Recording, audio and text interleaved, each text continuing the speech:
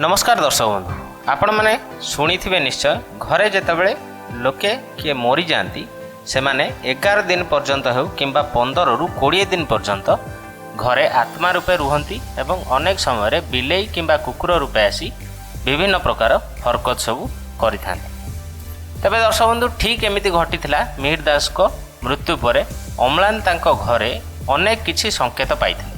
तबे कौन रही संपूर्ण वीडियो देखिया पई वीडियोटी शेष पर्यंत देखंतु एवं वीडियोटी भल लगिले लाइक करी चैनल को सब्सक्राइब कर दियंतु। दर्शक बंधु मिहिर दास को मृत्यु परे अम्लान कहिथिले कि तांको बापांको मृत्युर 15 दिन परे धीरे धीरे तांको घरु समस्त लोक कमिबाकु लागिले एवं से आउ तांको स्त्री केवल घरे रहुथिले। एमिति एमिति रे दिने संध्या 5टा बेले अम्लान को तांको डायरेक्टर कॉल कले एवं कहिले आसिकी केवल गोटे स्क्रिप्ट पढ़िबा।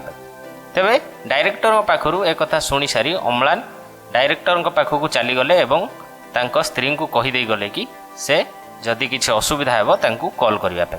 डायरेक्टर पाखरे पहुँचवा परे से स्क्रिप्ट पढ़िबा को लागिले एवं स्क्रिप्ट परे से तार ऑडिशन मध्य देइथिले एवं ता परे तांको स्त्री रो कॉल तांको पाखक आसीथिला एवं शीघ्र घर को आसीबा पई से फोन करथिले। तबे अम्लान यह सुनिबा परे सांगे सांगे घरे पहुँची गले। सेतबेलकु राति 9:30 होइथाय एवं से पहुँचला बेलकु तांको घरे गोटे छाई केवल एपट सेपट हेउथाय।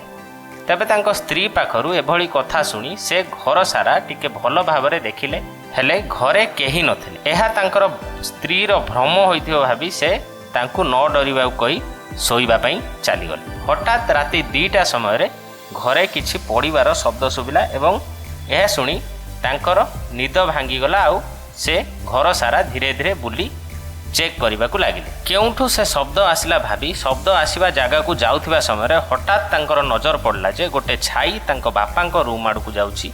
आउ से छाई को देखी से डरी डरी मध्य से छाई पछरे जिबाकू लागिले। हठात से देखिले तांको बापांको रूम को से छाईटी पशि जाई अदृश्य हो गला।